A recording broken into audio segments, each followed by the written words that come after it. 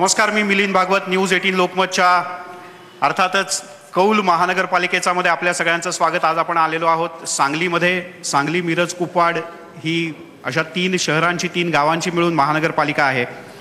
महाराष्ट्रात एकेकाळी ही महानगरपालिका वेगळ्या कारणाने गाजली होती।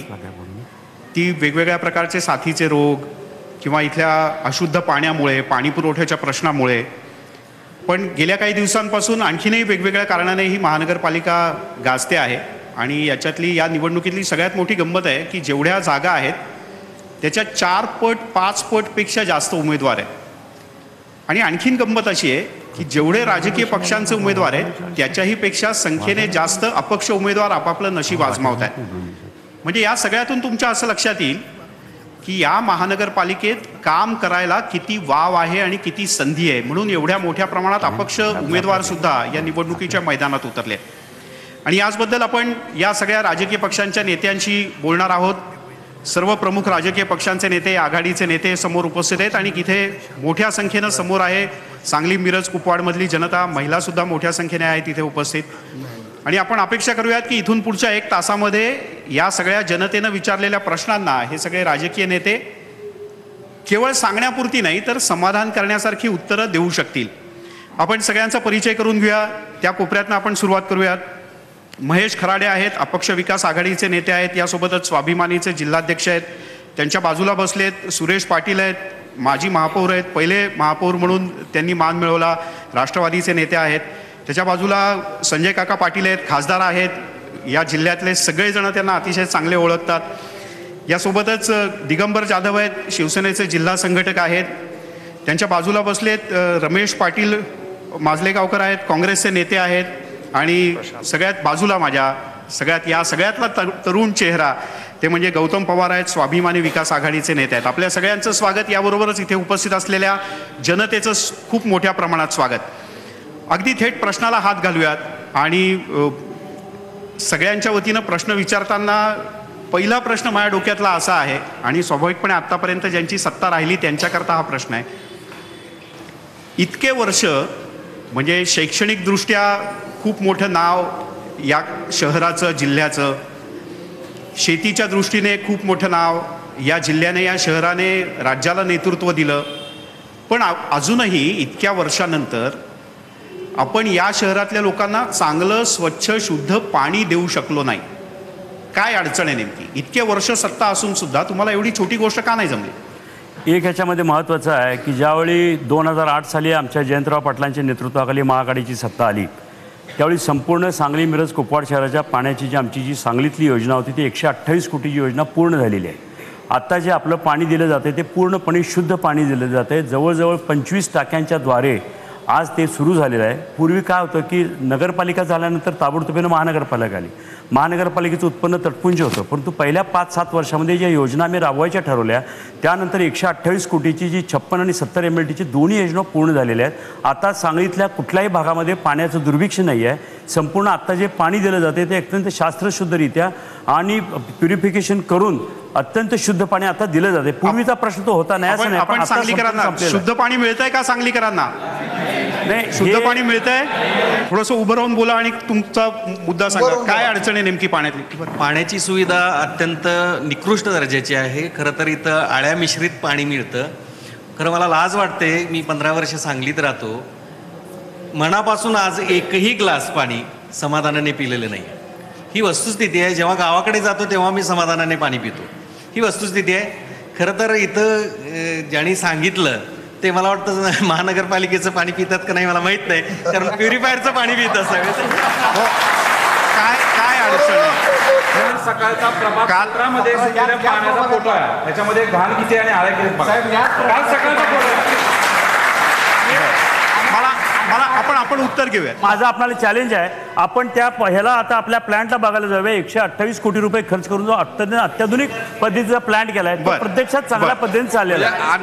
अण्णा याच 17 नंबर प्रभागात राहतात। या प्रभागातलं कालचं हे स्टेटस आहे आणि अण्णा असेल, काँग्रेस असेल, गेली 15 वर्ष महापालिकेवर त्यांची सत्ता आहे। साहेब, या सांगली शहराला नाट्यमंडळ पंढरी म्हणून ओळखलं जातं, पण आता या शहराला डास पंढरी म्हणून ओळखलं जातं। एवढे प्रचंड डास आहेत। शहरामध्ये डासांचं साम्राज्य आहे आणि कोट्यावधी रुपये डेंग्यूच्या खर्चासाठी सांगली मिरज कुपवाडमधल्या लोकांना खर्च करावे लागतात. तरी डास काही जात नाहीत. आपण महिलांची प्रतिक्रिया घेऊया, म्हणजे ताई बोला. नाही आपण आज मिरज शहरामध्ये मी कमीत कमी 1000 ॲक्वामारीनचे मशीन बसवलेत, स्वतः बसवलेत.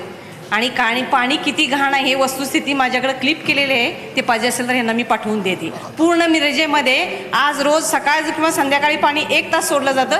त्यामध्ये अर्धा बॅरल कमीत कमी 25-30 आळ्या निघतात.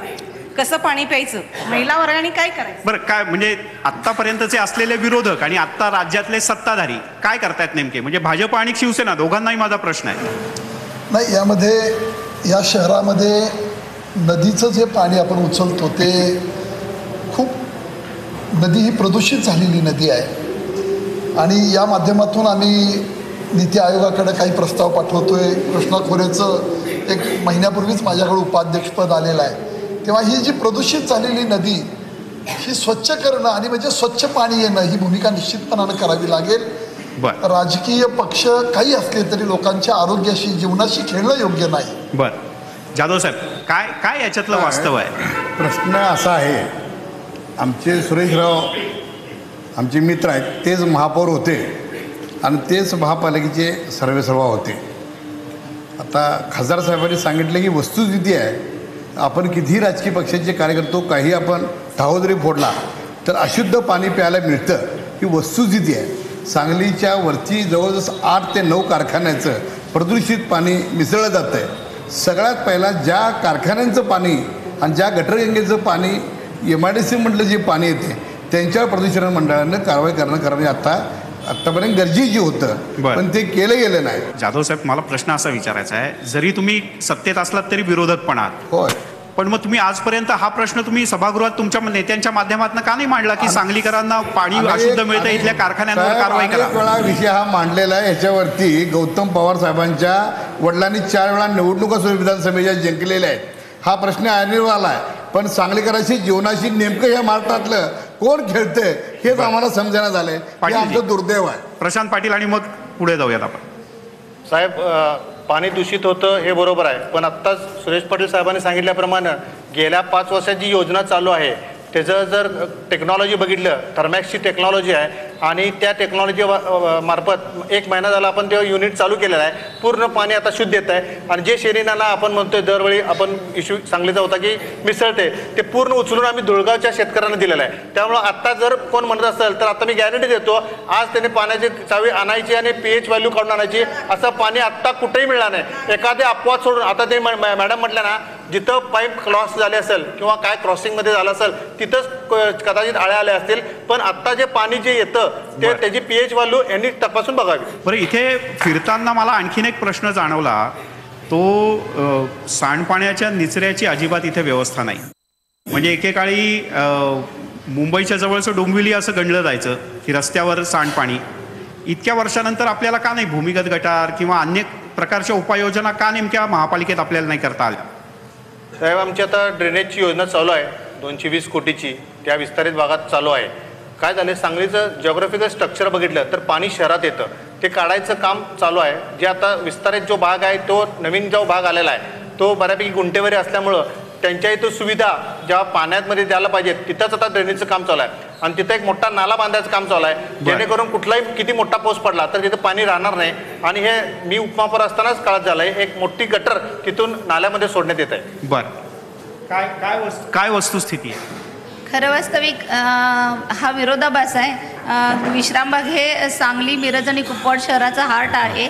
दत्तनगर परिसर जर आपण बघितला, आता ड्रेनेजची लाईन तुम्ही टाकून ठेवली आहे. 5 वर्ष आपण सत्ता भोगली, शेवटच्या क्षणी तुम्ही आम्हाला ड्रेनेज लाईन टाकली आहे, पण ती कार्यान्वित व्हायला किती वेळ लागेल याचा अंदाज नाही. पण पावसाळा आला, आता माणसं घसरून पडायला लागली आणि मग आता निवडणुकीच्या तोंडावर जर आपण आम्हाला आश्वासनं देत असाल तर ती साफ खोटी आश्वासन आहेत. ड्रेनेज लाईन नाही, भुयारी गटार नाही. पक्षाच्या नेत्या म्हणून बोलताय का प्रतिनिधी म्हणून बोलताय, नागरिक म्हणून? मी नागरिक म्हणून बोलते. मी हे पटतंय का तुम्हाला? या ताई सांगतायत ते पटतंय? बोला.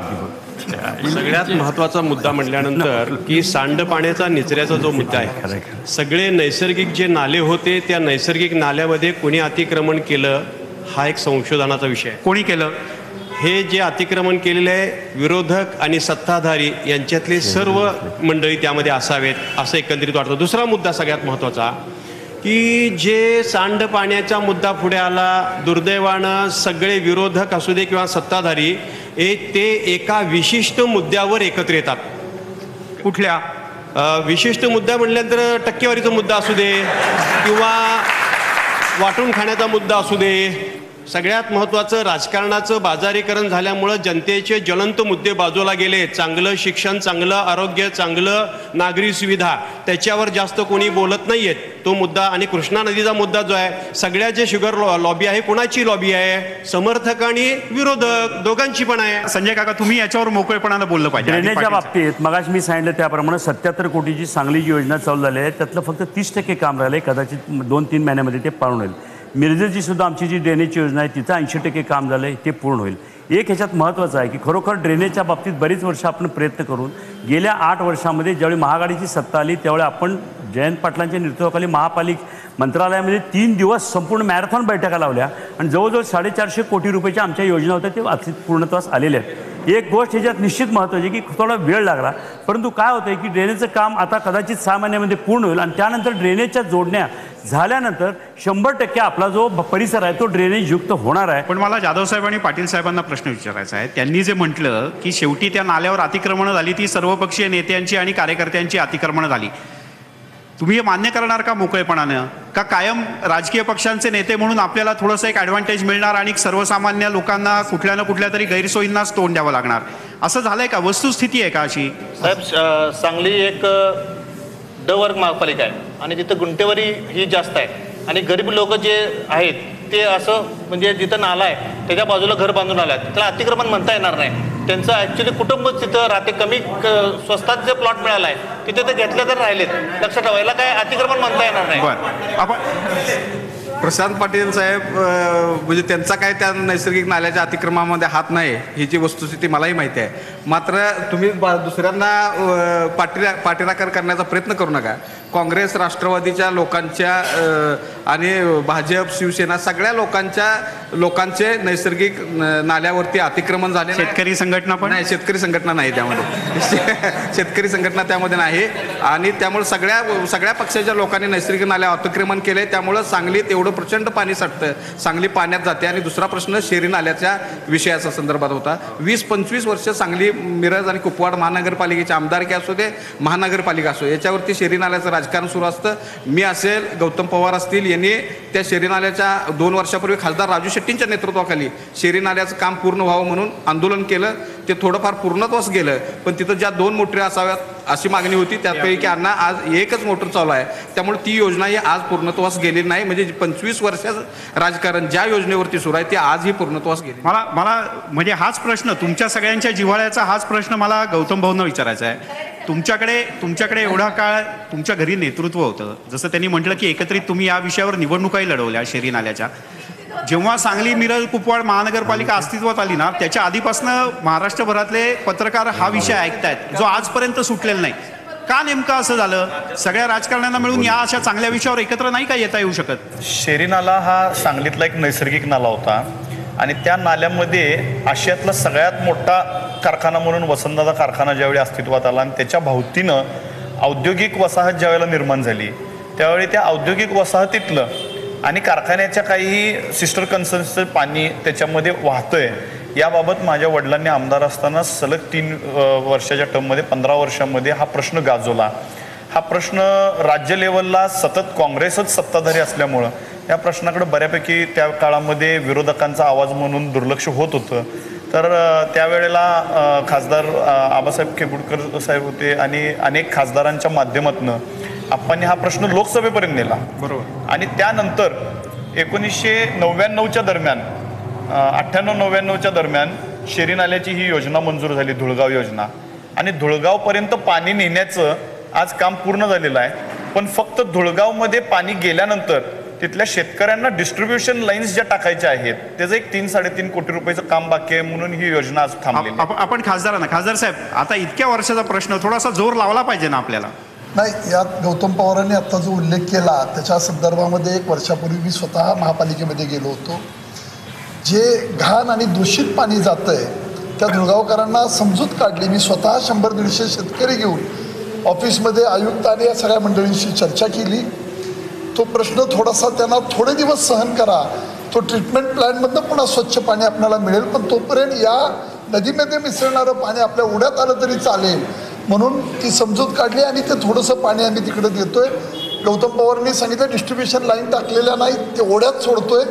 त्या पाण्याची प्रक्रिया पूर्ण करायला जे पैसे लागतात तेवढे नव्हते. मी त्या संबंधामध्ये मुख्यमंत्री महोदयांना सांगितलं काही पैसे आले, काही यायचे आहेत, पण पूर्णत्वाला गेलेलं नाही. ही वस्तू तिथे काम बऱ्यापैकी पूर्ण होत आलेलं. पण इथे त्या औरंगाबाद सारखं होणार नाही ना, कारण तुमचे मित्रपक्ष आहेत बरोबर. औरंगाबादमध्ये आता कचऱ्याचा प्रश्न शिवसेना म्हणते की भाजपमुळे सुटला नाही, भाजप म्हणते शिवसेनामुळे सुटला नाही, असं काही याच्यात होणार नाही ना.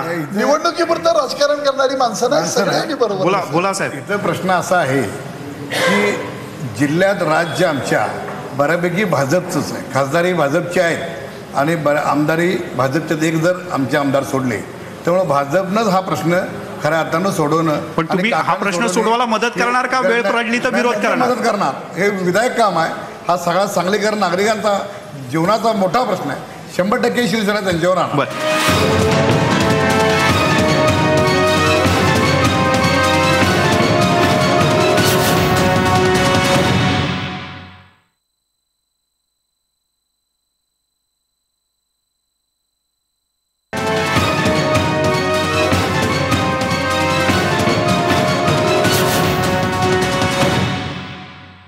येता येता मला एक ठिकाण लागलं, तिथे त्या एक बोर्ड लावला होता मोठा, त्याला चांगला हार वगैरे घातला होता. मी म्हटलं बाबा काहीतरी की निवडणूक आहेत पण नुकतंच उद्घाटन झालेलं दिसतंय. मी विचारलं काय हे, तर तिथे मला लोकांनी सांगितलं हे चिखलवाडी नवीन एक आम्ही ठिकाण वसवलंय. तर काय हे चिखलवाडीचं प्रकरण? शामरावनगर सारखा जो परिसर आहे तो मुळात परिसर हा काळ्या मातीमध्ये गुंठेवाडीमधल्या लोकांचा आहे. अनेक वर्षापासून ते लोक त्या ठिकाणी राहत आहेत. मुळात कसं झालं की सांगली बशीसारखी आहे आणि शामरावनगर सारखा जो भाग आहे तो त्यामध्ये साठलेलं पाणी बाहेर झाला, ड्रेन व्हायला व्यवस्था नाही. त्यामुळं तिथं अनेक वर्षापासूनचे त्रास तिथे चालू आहे. परंतु काही टप्प्यामध्ये गुंठेवाडीमध्ये रस्ते चालू झालेले आहेत. कोण कोण आहे चिखलवाडीतनं? कोणी प्रवास केलाय? कोणी प्रवास केलाय? आपण त्यांना विचारूयात. काय काय तुम्हाला कशा चिखलातनंच जाता काय कायम? शामरावनगर गेले मी आता 20 वर्ष झालं त्या राहतोय. महापालिका झाली पण शामरावनगरमध्ये ड्रेनेजचं काम आणि रस्ता, गटर, ढास आणि शामरावनगरमध्ये असले मोठे मोठे केसेस झाले. पाणीच्या एका विषयामुळे एका स्त्रीचा मृत्यू सुद्धा गेलेला आहे, झालेला आहे. आणखीन काही जण आहेत. म्हणजे मला खरंच आश्चर्य वाटतं की आपण एवढ्या मोठ्या राजकीय पक्षाचे एवढे सगळे मोठे मान्यवर नेते आहात, आपल्यातल्या अनेकांची राज्यात ओळख आहे, तर असं का व्हावं? कोण सांगणार याच्याबद्दल? असं का व्हावं? आपल्याला एक 15-20 वर्षात शामरावनगर परिसराची जी अवस्था आहे, तर शामरावनगर परिसर हा प्रामुख्यानं गुंटेवारीमधला प्रभाग आहे आणि गुंटेवारीसाठी जो कायदा अंमलात आला त्याच्यापूर्वी गुंटेवारीमध्ये कुठल्याही लोकप्रतिनिधींना काम करण्यासाठी किंवा महानगरपालिकेलाही त्या प्रभागामध्ये काम करण्यासाठी परवानगी नव्हती. गुंटेवारीचं नियमितीकरण नसल्यामुळं आणि ते नॉन ॲग्रिकल्चर नसल्यामुळं त्या ठिकाणी काम करता येत नव्हतं. अलीकडच्या काळामध्ये गुंटेवारीच्या नियमामध्ये बदल झालेले आहेत आणि त्या ठिकाणी आता कामाचा फ्लो वाढतोय. तर टप्प्याटप्प्यानं त्या समस्या सुटतील. शहरीकरण पुढे गेलं आणि पायाभूत सुविधांचा विकास मागं राहिला, कारण गुंटेवारीचा अधिनियम होईपर्यंत तिथं काम करायला परवानगीच नव्हती. पण मला मग काँग्रेसच्या नेत्यांना विचारायचं आहे, खरं तर केव्हाही एखादी वस्ती उभी राहते, नगर उभं राहतं, तेव्हा आपण केव्हाही अपेक्षा असते की पायाभूत सोयीसुविधांचा विकास आधी व्हावा आणि मग बाकीचा सगळा विकास व्हावा. याच्या बरोबर उलट का झालं या सगळ्या भागात? तुम्ही आता ती चिखलवाडी म्हटली, ती शामरावनगरची जी अवस्था आहे आता, ती ड्रेनेज लाईन तिथं आता काम चालू आहे. त्यामुळे ते ब्लॅक कॉटन जिथं काम आहे ते वर आलेलं आहे आणि काम लेईंग चालू असताना त्याला ठराविक टेक्निकल काम आहे, ठराविक पिरियड लागतो की ते लेईंग पाईप झाल्यावर ते चेंबर बांधणे वगैरे वगैरे. म्हणजे जसं बांधकाम करत असताना आपण स्लॅब टाकतो, स्लॅब 21 दिवसांनी खोलतो, अशा एक पद्धतीने ते काम चालू आहे. त्यामुळे ते थोडा त्रास झालाय. 2 महिने 3 महिने हा लोकांना त्रास झालाय. त्यात पाऊस लवकर लागल्यामुळे हा त्रास आता जास्त जाणवायला आलाय. तिथं काम चालू आहे. गेल्या 2 ते 3 महिन्यात येणाऱ्या शामरावनगरचे हे सगळे प्रॉब्लेम सॉल्व्ह होतील. हे बरोबर आहे का? मी शामरावनगरमध्ये ज्या वेळेला शामरावनगरला काम चालू होतं, स्वतः मी तिथं पायपिंग क्या पद्धतीने टाकतात, महापालिकेची कोणती माणसं, कॉन्ट्रॅक्टर कोणत्या कॉन्ट्रॅक्टर दिल्या, स्वतः मी उभारून तिथं बघितलेल्या. अशा व्यवस्थित आणि चांगल्या आणि टेक्निकल पद्धतीचं शामरावनगरला काम झालेलं होत नाही. वस्तुस्थिती आहे, तुम्ही नोंद घ्यायला. आज आज या ठिकाणी शामराव नगरचे नागरिक आहेत. प्रशांत साहेब, माझा एक तुम्हाला प्रश्न आहे. तुम्ही मूलभूत सुविधा देण्यासाठी सत्ताधारी पक्ष म्हणून तुम्ही फोल ठरलेला आहात.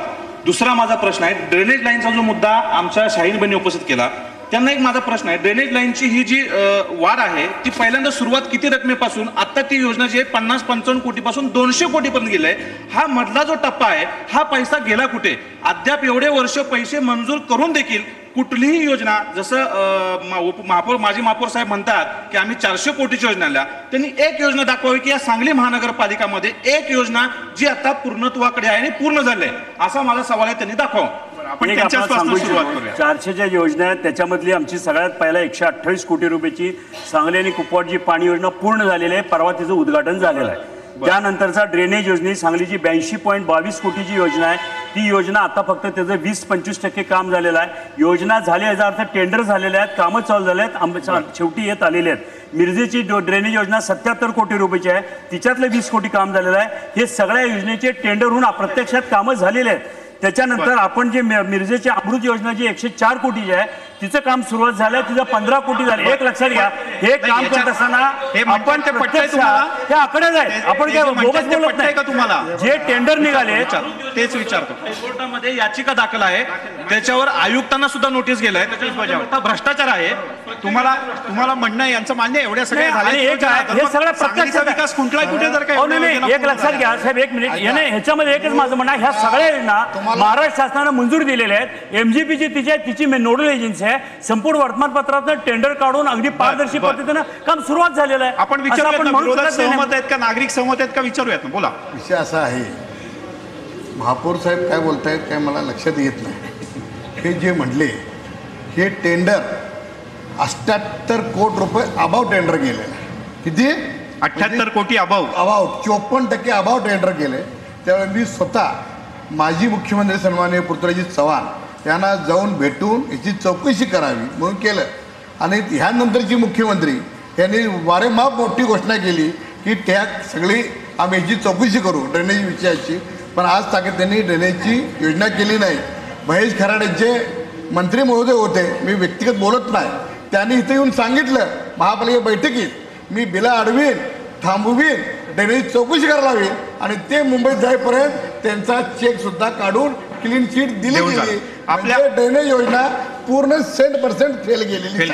संजय काका पाटील, तुम्ही त्या अर्थानं सगळ्यात मोठे लोकप्रतिनिधी आहात आता या सभागृहात उपस्थित असलेले. तुम्हाला असं नाही वाटत की हा गोष्ट गांभीर्यानं केली पाहिजे? नाहीतर शिक्षणाचं माहेरघर, सांस्कृतिक वारसा, एवढ्या सगळ्या महानगरपालिकेला टक्केवारीची महानगरपालिका म्हणून राज्यात बदनाम व्हायची वेळ येईल आपल्या महापालिकेवर.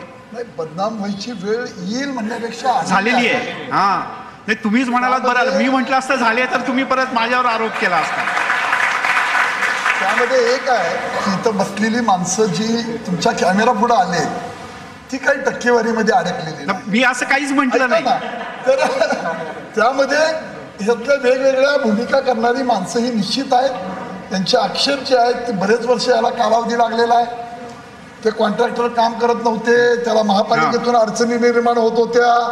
जरा काय झालं की त्यांच्या मिटिंगच्या महासभेमध्ये दंगा व्हायचा, ते सगळं फेल ठरवायचं, काही गोष्टी पर्सेंटेज मागायची, पाकिटं मागायची, ही वस्तुस्थिती आहे. पण हे आता काम अंतिम टप्प्यात आलेला, याला खूप कालावधी लागला. माझ्या माहितीप्रमाणे 8.5-9 वर्ष जवळजवळ ही योजना चाललेली आहे. पण मग ज्यांनी टक्केवारी खाल्ली त्यांच्यावर कारवाई करण्याच्या दृष्टीने काय का योजना पूर्ण झाल्या त्या वेळेनुसार होतील, विकास कामं होतील, बरोबर आहे. पण ज्यांनी जनतेचा पैसा स्वतःच्या खिशात घातला त्यांच्यावरच्या कारवाईचं काय? तुम्ही याच्यात काही पुढाकार घेणार आहात का? चौकशी भागवत साहेब यामध्ये निश्चितपणाने केली पाहिजे. तशी मागणी आमची नेताताईंनी आमच्या पत्रही दिली होती, या सगळ्या चौकशी कराव्यात. काही गोष्टीमुळं पुन्हा या सगळ्या गोष्टी जर थांबवल्या आणि ड्रेनेजचं काम थांबलं तर पुन्हा शहराला खूप त्रास होईल. त्यामुळे एकदा योजना पूर्ण होऊ द्या. बरं, सांगलीकरांना मी येतो एकच सेकंद. सांगलीकरांना असं वाटतं का की ज्यांनी टक्केवारीतनं पैसे खाल्ले त्यांच्यावर कारवाई झाली पाहिजे? वाटतंय नक्की सांगलीकरांना? थोडं मोठ्याने आवाज पोचला पाहिजे मुंबईला.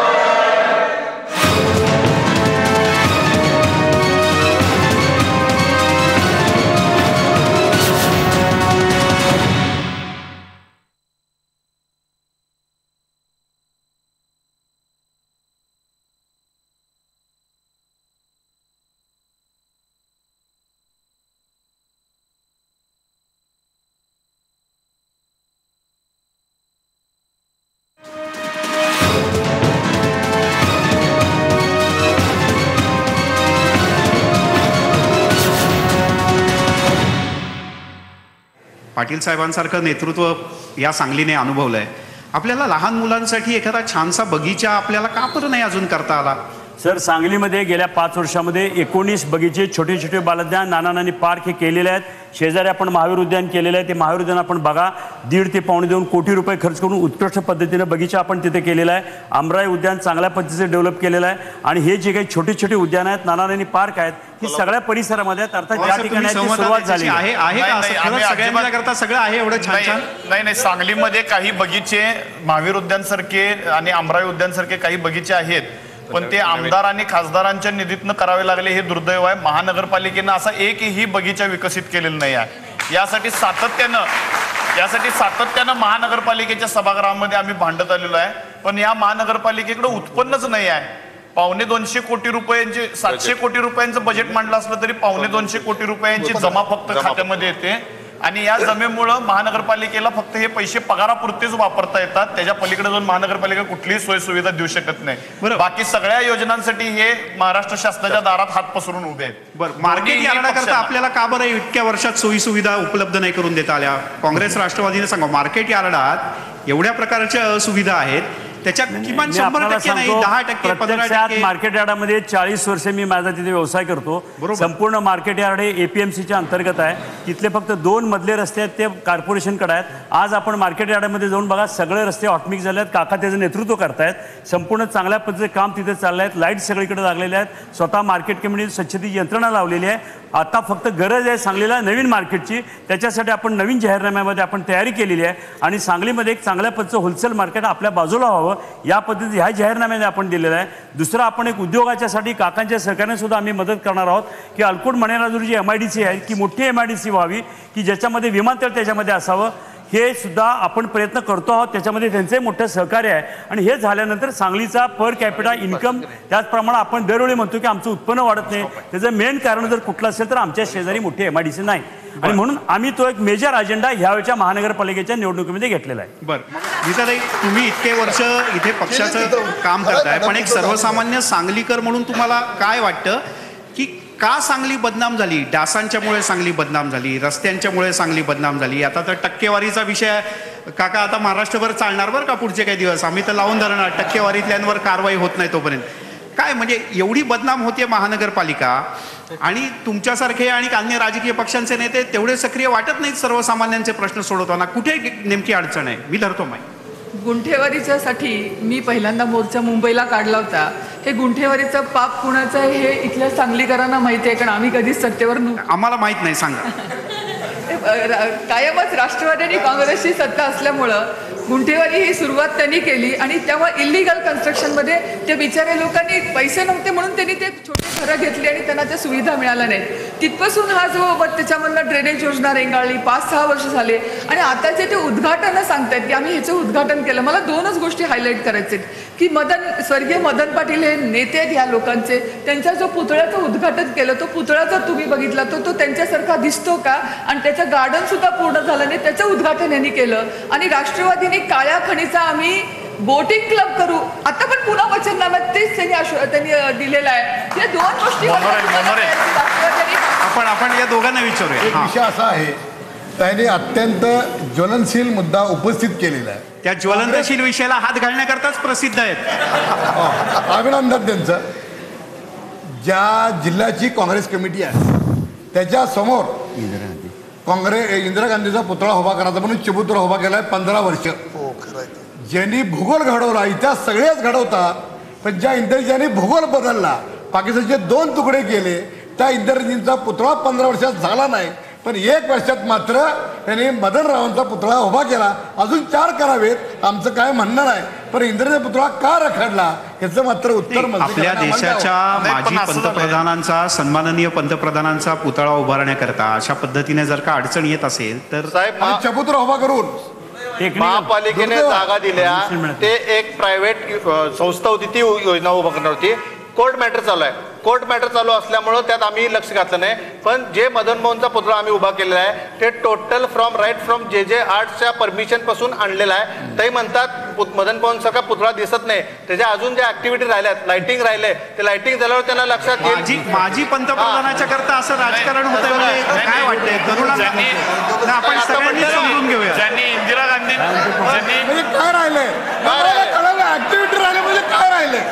लाइटिंग राहिले, पुतळे राहिले काय करायचं? ज्या दिगंबर जाधव एक मिनिट त्यांना बोलू द्या. मेकअप नाही साहेब, शिवसेनेचे नेते म्हणून दिगंबर जाधवने आज इंदिरा गांधींच्या पुतळ्याचा प्रश्न उपस्थित केलाय. पण ती शिवसेनेत फक्त 6 महिने झाले आले, त्याच्यापूर्वी त्यांना जिव्हाळा आहे ना, त्यांना जिव्हाळा आहे.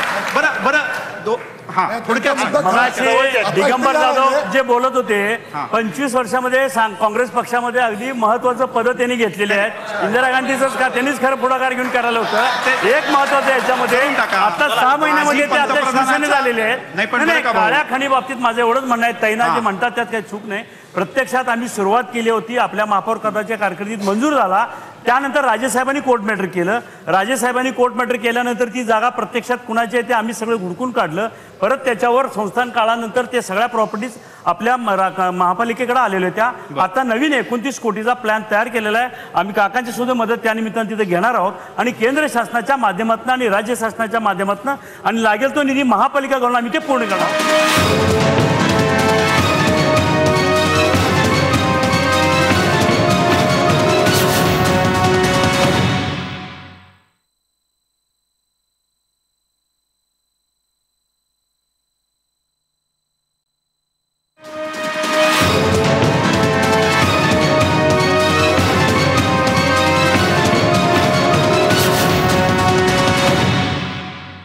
या सगळ्या चर्चेच्या शेवटाकडे येताना, कारण असं आहे की सांगलीतलीच नाही तर महाराष्ट्राची जनता दर 5 वर्षाने तुमच्या आश्वासनांच्या पावसानं ओली चिंब होत असते.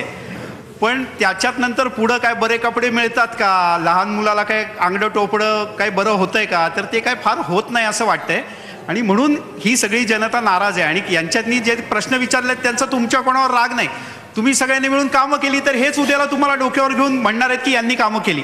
सगळ्या चर्चेच्या शेवटी जर का म्हणजे तुम्ही किंग मेकर राहणार आहात, सत्तेवर येण्याच्या दृष्टीनं मैदानात उतरलात, किंग मेकर राहिलात तर कोणाला मदत करणार आणि तुम्ही सत्तेवर आलात तर काय करणार? निश्चितपणानं अपक्ष विकास महाआघाडीचे आमचे 40 उमेदवार आज रिंगणात आहेत आणि आम्ही जर सत्तेवर आलो तर आम्ही स्वच्छ, पारदर्शी आणि टक्केवारी विरहित महापालिकेचा कारभार करू.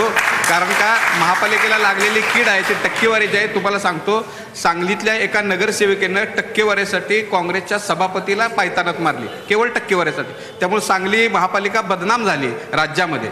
ती परिस्थिती यापुढच्या काळात येऊ नये आणि महापालिकेच्या क्षेत्रामध्ये व्हिजन असणारं नेतृत्व असलं तर निश्चितपणानं साहेब सांगली मिरज कुपवाड शहराचा विकास होईल. बरं, काय करणार जर का सत्तेवर आला तुमचा पक्ष तर काय करणार नेमकं? काँग्रेस आणि राष्ट्रवादी आघाडी जे आता आम्ही करतो आहोत ते आमचे नेते जयंत पाटील यांच्या नेतृत्वाखाली, त्याचप्रमाणे काँग्रेसचे जयश्री पाटील ताई, त्याचप्रमाणे विश्वजित कदम, ह्या सर्वांच्या नेतृत्वाखाली आम्ही करतो आहोत. अत्यंत चांगल्या पद्धतीनं 50 ते 55 पेक्षा जास्त नगरसेवक येईल. आम्हाला दोन्ही पक्षांना कुणाच्याही कुबड्याची गरज नाही. ज्या पद्धतीनं आता लोकांचा प्रतिसाद आम्हाला मिळतोय, आम्ही ही आघाडी करायच्या आधी जवळजवळ 45 ठिकाणी आपण गेलो. नागरिकांनी आम्हाला स्वतः सांगितलं की नाही तुम्ही स्वतःहून आघाडी करा. पण लोकांच्या मताचा आदर करून आम्ही आता इथे एकत्रित आलेलो आहेत आणि भारतीय जनता पक्षासारख्या जातीवादी पक्षाला, शिवसेनेला सत्तेपासून दूर करण्यासाठी आपण ही आघाडी आहे. निश्चित 50 ते 55 पेक्षा जास्त आमचे नगरसेवक येतील. बरं, तुमच्या सहकार्यांना काय म्हणायचं आहे? काय सत्तेत आलात तर काय करणार? कारण आश्वासनांचा पाऊस खूप पडला. आमचा अजेंडा, मागचा जो अजेंडा होता ते 85% आम्ही कंप्लीट केलेला आहे. नवीन अजेंडा सुद्धा त्याच्या पुढचा आहे. सत्तेवर आल्यावर जे शहरासाठी करायला मूलभूत सुविधा करायच्या आहेत त्या करणार आहेत. फक्त मगाची तयारी म्हटलं की लेक म्हणजे काळीकण त्याचं लेक कॉन्झर्वेशनमधनं फंड्स मंजूर झाले, पण ही शासन बदलल्यामुळे ते कॅन्सल झालेलं आहे. पण आमच्या अजेंडामध्ये ते आहे की परत आपण ते पैसे आणू आणि ते करू. म्हणजे पुढच्या निवडणुकांपर्यंत तलाव चांगला झालेला असेल अशी आपण अपेक्षा करूया. सर, सांगली मिरज कुपवाड महानगरपालिका क्षेत्रामध्ये आणि सांगली विधानसभेमध्ये स्वर्गीय वसंतदादा मुख्यमंत्री असताना, काँग्रेसची सगळीकडे सत्ता असताना विरोधकांचा आवाज म्हणून सगळ्यात पहिल्यांदा जर कुणी आवाज उठवला असेल तर तो माझ्या वडिलांनी, संभाजी पवारांनी उठवलेला आहे.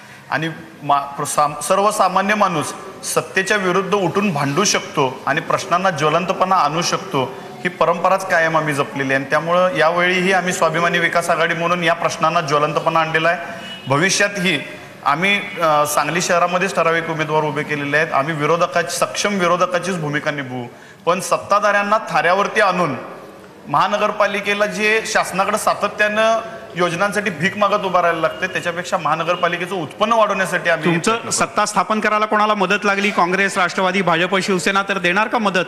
आम्ही आजपर्यंत कुणालाही अशी सत्ता स्थापन करायला मदत केलेली नाही आहे. आम्ही रस्त्यावरच्या लढाई लढणारे लोक आहोत आणि आम्ही सभागृहामध्ये सुद्धा विरोधाचंच कायम भूमिका जोरदार. बरं, ठीक आहे. शिवसेनेच्या नेत्यांना विचारूया, सत्तेत आले तर काय करणार? सत्तेत आल्यानंतर साहेब सगळ्यात पहिल्यांदा जो झालेला भ्रष्टाचार आहे जो आत्ता, त्याच्या चौकशी लावून त्या पूर्णत्वाला नेऊ आणि दोषीवरती कारवाई करण्याचा निश्चितपणानं प्रयत्न केला जाईल आणि भ्रष्टाचार रोखला जाईल.